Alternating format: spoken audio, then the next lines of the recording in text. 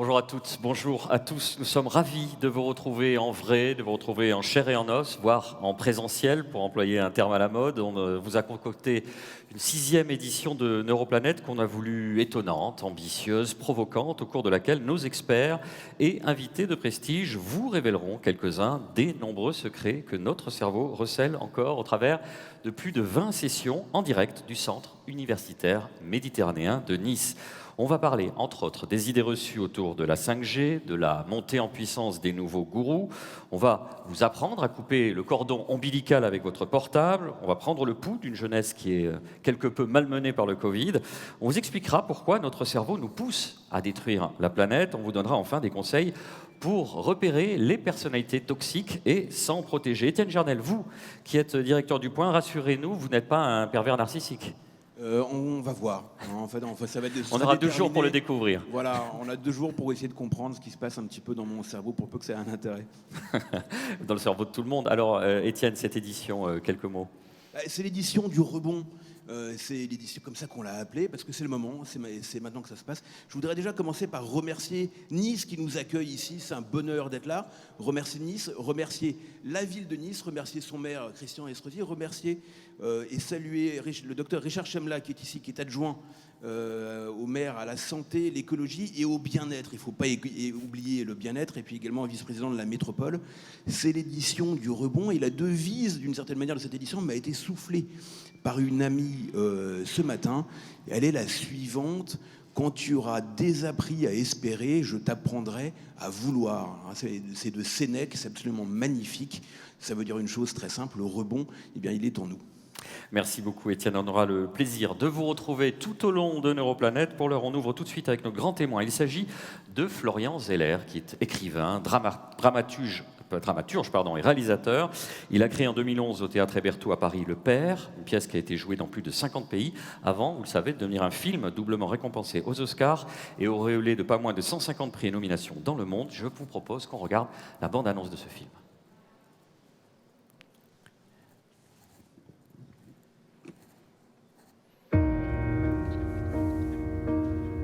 Date of birth? Friday, 31st of December, 1937.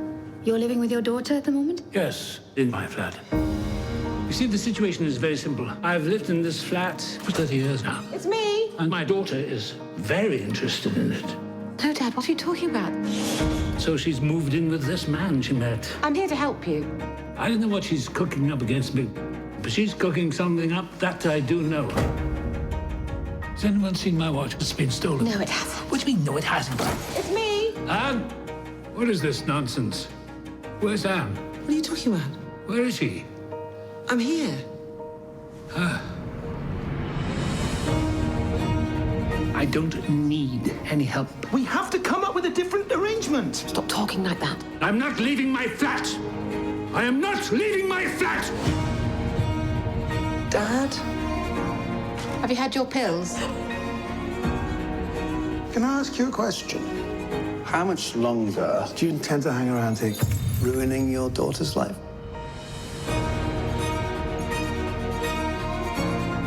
Who are you, exactly? What about me? Dad? Who exactly am I?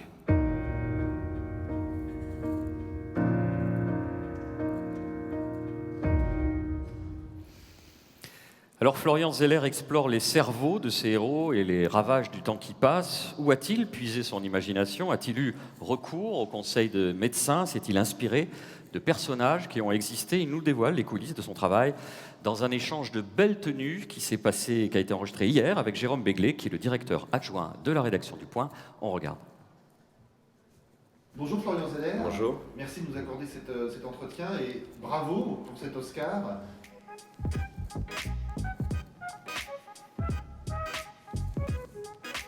Non, c'est un objet très fort qui représente une mythologie, celle du rêve et du cinéma, donc c'est difficile d'y rester complètement indifférent. Et c'est vrai que je l'associe à ce moment de grande joie et de gratitude de la cérémonie qui était il y a un mois.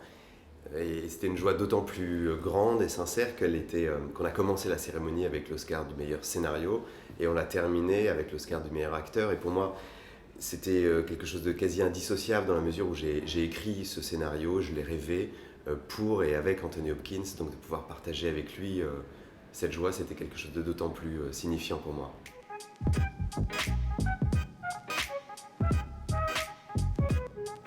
Moi, je ne suis pas un spécialiste du cerveau, je ne suis pas un spécialiste d'Alzheimer, donc mon approche, c'était pas de tenter d'être au plus proche d'une connaissance qui n'est pas la mienne, mais plutôt de me rapprocher d'une expérience, en l'occurrence de la mienne.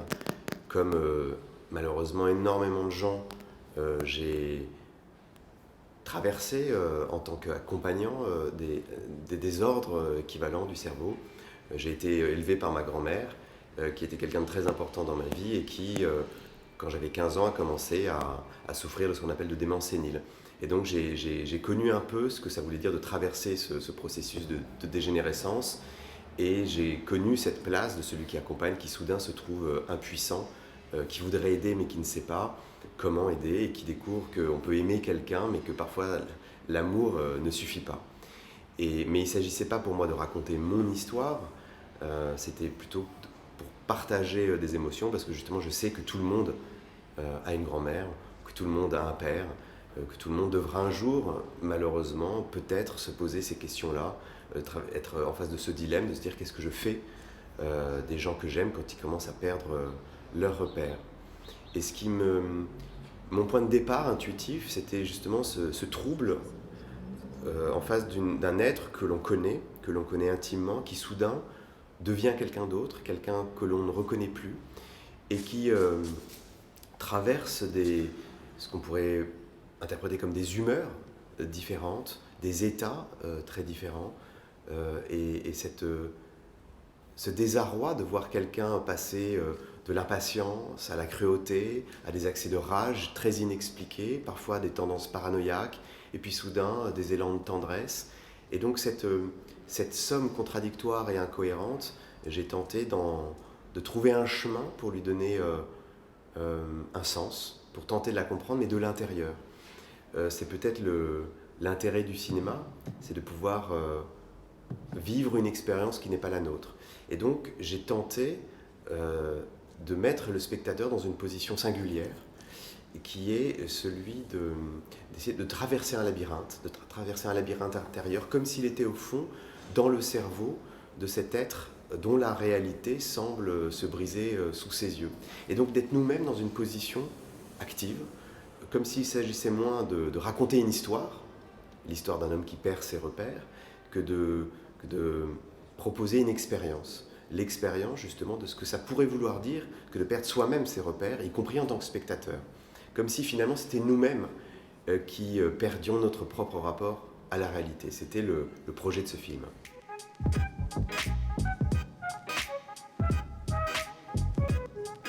Mon point de départ justement c'était simplement l'intuition de ce que ça pourrait vouloir dire d'être dans un labyrinthe. Un monde réaliste, mais qui soudain semble avoir perdu sa logique. Et donc j'avais, me semblait-il, pas besoin de faire le détour par la connaissance de ce que c'est médicalement, scientifiquement, que ce trouble, simplement intuitivement de ressentir cette confrontation à l'incohérence, cette expérience de la désorientation. Et donc ça c'était l'écriture, mais tout le travail de la mise en scène de ce film a consisté à jouer et à travailler ce sentiment de désorientation du spectateur. Et de telle sorte que parfois, on est nous-mêmes dans ces états qui étaient jusque-là inaccessibles ou insaisissables ou mystérieux, ces accès d'impatience, de paranoïa, de rage. J'ai l'impression que à travers cette trajectoire, on peut les saisir ou les comprendre un peu mieux. Parce que la beauté du cinéma, je crois, c'est justement de vivre des vies qui ne sont pas les nôtres, de vivre des expériences qui ne sont pas les nôtres, de telle sorte que ça devienne notre expérience pour élargir notre compréhension de la vie, pour ouvrir notre cœur et avoir une empathie plus grande. Il existe beaucoup de films autour de ce sujet-là, autour de, disons, Alzheimer, mais il y en a des très beaux et des passionnants, mais ils sont toujours du même point de vue, c'est-à-dire d'un point de vue extérieur, où on voit un être finalement cesser d'être lui-même, et on le voit de l'extérieur, et on sait où l'on est, et on sait où l'on va. Ce qui m'intéressait, encore une fois, c'était de raconter cette même expérience, mais de l'intérieur.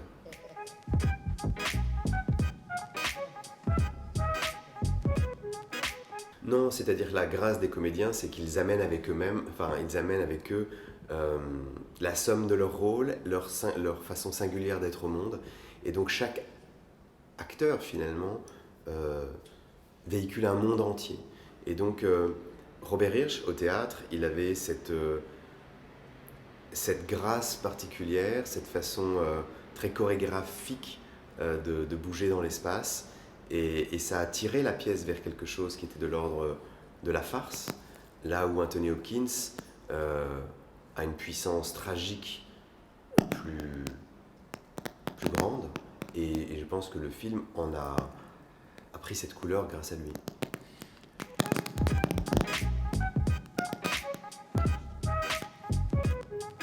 C'est vrai que la pièce a été jouée dans beaucoup de pays et je crois que dans tous les pays, ce trouble était joué de la même façon. Et c'est d'ailleurs une des choses qui m'a marqué, c'est que la réponse du public, pour autant que j'ai pu la ressentir, était aussi la même. Comme s'il s'agissait de quelque chose que nous connaissions tous de la même façon, quelles que soient les différences culturelles. Et souvent, les spectateurs nous attendaient, après les représentations, non pas pour nous dire bravo, mais pour raconter leur propre histoire, pour partager leur propre histoire, et il y avait là des échos très clairs. En revanche, il m'a semblé que d'un pays à l'autre, on n'en parlait pas de la même façon. Et qu'il y a des pays dans lesquels il était plus facile d'évoquer ces sujets-là, d'en faire un sujet de conversation, non pas décomplexé, mais frontal. J'ai écrit une autre pièce qui s'appelle Le Fils, parce que le père appartenait à une trilogie, et le fils qui s'intéressait à la dépression, aux troubles, ce qu'on appelle la maladie mentale. Même en français, ce terme maladie mentale, qui est aussi un trouble cognitif, semble déjà une sorte de tare. Ce qui m'a frappé, c'est qu'en France, quand cette pièce est sortie, aucun article ne disait que cette pièce traitait de ce sujet-là. En Angleterre, aux États-Unis, c'était devenu un sujet de conversation. C'est-à-dire, il m'a semblé que dans les pays anglo-saxons, on pouvait aborder sans difficulté ces sujets-là. Quand The Father a été joué à Londres, il y a eu beaucoup d'articles justement sur la démence sénile, sur Alzheimer, sur la façon dont la société regardait ce sujet-là. Là où en France, on parlait des acteurs, de la mise en scène et du spectacle. Mais il y avait une sorte de pudeur, de difficulté à regarder frontalement ce sujet-là.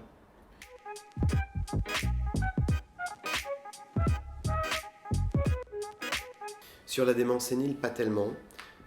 Sur cette autre pièce qui s'appelle Le Fils, j'ai trouvé, mais c'est une expérience très subjective, qui est celle de quelqu'un qui observe, j'ai eu l'impression qu'il y avait beaucoup d'ignorance et beaucoup de honte associée à ces problèmes-là, et que souvent c'est ce qui a empêché ceux qui en souffrent d'être diagnostiqués, d'être accompagnés, d'être aidés. Et cette honte s'appuie sur cette ignorance. Et parfois, j'ai eu l'impression que c'était aussi le cas des médecins, qui a une sorte de méconnaissance de la psychiatrie.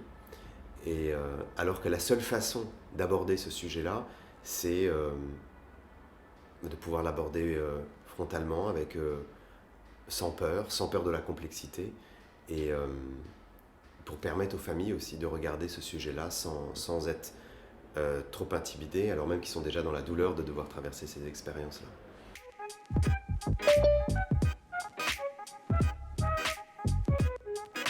Non, c'est plutôt de se souvenir, en fait. Quand on traverse une expérience très difficile, il me semble qu'on a l'impression qu'on est seul à traverser cette expérience-là, comme si le monde soudain se rétrécissait autour de notre propre expérience douloureuse. Et l'art, en général, me semble avoir cette capacité de faire en sorte qu'on se souvienne, en fait, qu'on n'est pas des individus seuls en face de l'épreuve, mais qu'on appartient à quelque chose de plus large que soi-même, qui s'appelle l'humanité, fût-elle l'humanité douloureuse. Et bien sûr, quand on traverse une expérience douloureuse d'accompagnant, par exemple, de quelqu'un qui souffre d'une maladie, le fait de voir un film qui traite de ce sujet-là ne change pas l'épreuve que l'on traverse, mais il me semble que Et il y a une consolation réelle, très concrète, et une belle consolation, justement à se souvenir que voilà, on a tous les mêmes peurs, on est tous quelque part sur le même bateau, et qu'il y a quelque chose de l'ordre de la consolation, à pouvoir se souvenir qu'on est ensemble dans cette destinée douloureuse. Et je crois que l'art est avant tout là. Pour ça, c'est d'ailleurs sa seule morale, c'est de se souvenir qu'on est lié quelque part, invisiblement, de façon invisible, par la douleur et par l'épreuve, mais peu importe, par la beauté aussi.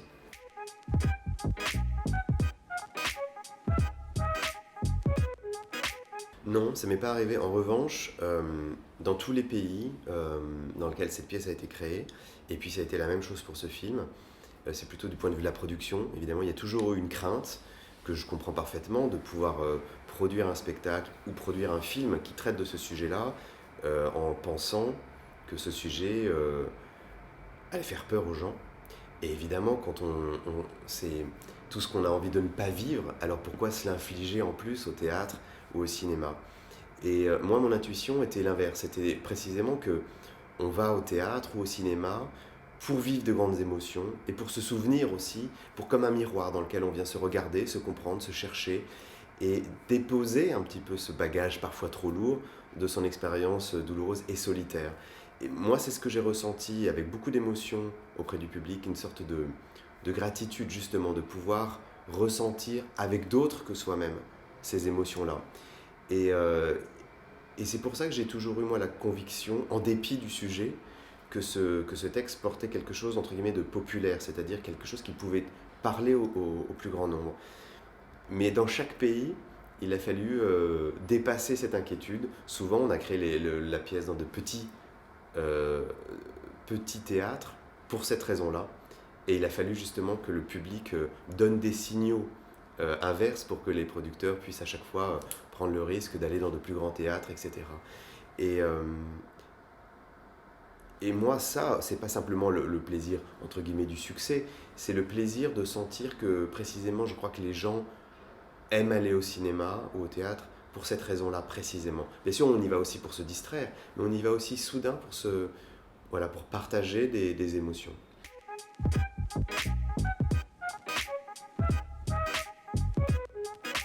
Non, j'ai pas ce regard-là. Ce que je crois, c'est que c'est pas simplement l'histoire d'un homme qui perd ses repères, c'est aussi l'histoire de sa fille, qui est jouée par Olivia Colman, et qui tente d'accompagner ce père. C'est-à-dire qu'elle est dans ce moment singulier où, quelque part, les rôles sont en train de s'inverser, elle devient le parent de son propre parent. Et c'est un endroit très déstabilisant, et quelque part qu'on connaît tous. Et donc je crois ressentir qu'il y a des gens plus jeunes, parce que ça les renvoie à leurs grands-parents, ou des gens un peu moins jeunes, parce que ça les renvoie à leurs parents vieillissants. C'est une autre porte pour entrer dans ce film. Et c'était quelque chose qui m'importait. Je disais au début de cette conversation que moi j'ai accompagné ma grand-mère, donc j'ai beaucoup de connivence, et pas vraiment de connivence, mais pour ce rôle-là de ceux qui accompagnent. Et je sais que énormément de gens, silencieusement, en France, accompagnent d'autres gens, pas simplement d'Alzheimer ou de dégénérescence. Il y a plein de maladies qui imposent aux autres de devenir des accompagnants, et ces accompagnants sont comme des héros dont on n'entend pas beaucoup parler.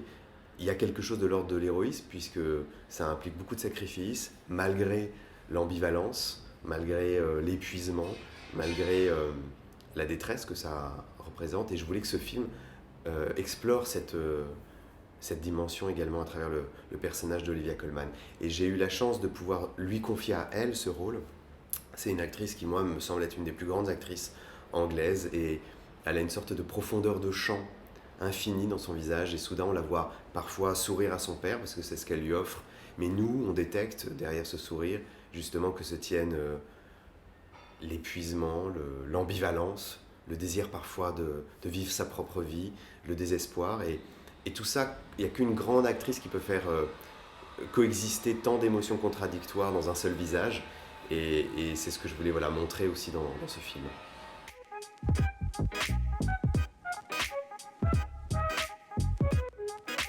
En tout cas, je voulais essayer de faire quelque chose aussi brûlant et véridique que possible. Et donc, ce que j'ai proposé à Anthony Hopkins, c'est de ne pas être protégé par un personnage de fiction. Le personnage s'appelle Anthony comme une sorte de... Implicitement, je voulais lui demander de ne pas tenter de fabriquer quelque chose. Je craignais que le danger puisse être de fabriquer, d'imiter un vieux monsieur avec une maladie, de figer les choses et peut-être même de faire quelque chose qui puisse être un peu cliché. Ce qui m'importait, c'est qu'il se présente à nous, que ce soit lui-même, qu'il soit puissamment lui-même en face de la caméra, avec sa vitalité, sa puissance particulière, et qu'on le voit traverser ce labyrinthe, et qu'il soit peut-être envahi par des émotions, mais que ce soit les siennes, et que si on touche ce sentiment de mortalité, puisque c'est de ça dont il s'agit finalement dans le film, que ce soit le sien. Et c'est la raison pour laquelle je leur ai proposé de ne pas du tout répéter, parce que moi je viens du théâtre et donc je suis familier de ce processus de répétition, mais il me semblait que à trop se raconter une histoire, on risquait de figer les choses autour d'une table. Je préférais au contraire aller brutalement dans la spontanéité de ce qu'il pouvait être. Anthony Hopkins, il a 83 ans et toutes ces questions, elles lui sont pas inconnues.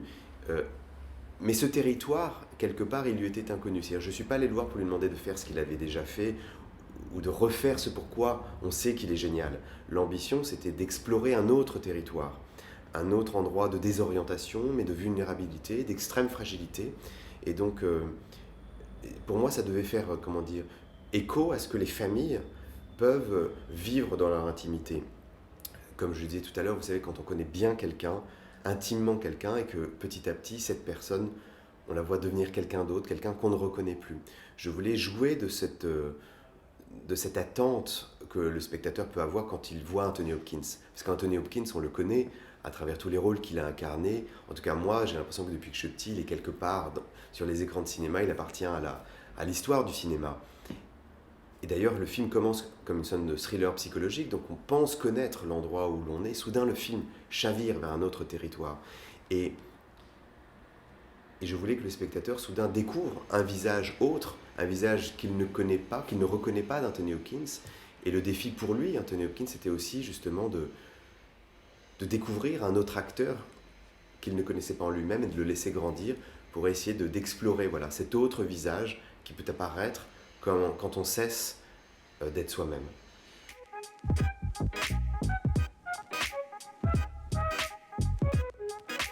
En fait, je ne dirais pas que c'est une maladie qui est mal connue, je dirais que c'est une maladie au contraire que tout le monde connaît, que tout le monde a, d'une façon ou d'une autre, a rencontré ou va rencontrer sur le chemin de sa vie. Mais souvent de cet endroit-là, c'est-à-dire du point de vue de celui qui accompagne. Et l'expérience de ce film, je crois, c'est un autre regard sur cette maladie connue, mais un regard intériorisé, et je crois qu'il peut apporter des éléments de compréhension par l'empathie de ce trouble, de cette désorientation, de cet égarement, et qui peut permettre peut-être d'intégrer les sautes d'humeur, la paranoïa, la rage, la violence, et de lui redonner du sens, de remettre du sens dans ce qui semble en manquer. On remercie Florian Zeller de nous avoir accordé cet échange. On vous invite très fortement à aller voir ce film bouleversant. Je vous rappelle juste, je vous informe qu'à la fin de chacune de nos sessions, on va prendre 5 minutes pour installer la technique. Donc on vous retrouve tous dans quelques instants. À tout de suite.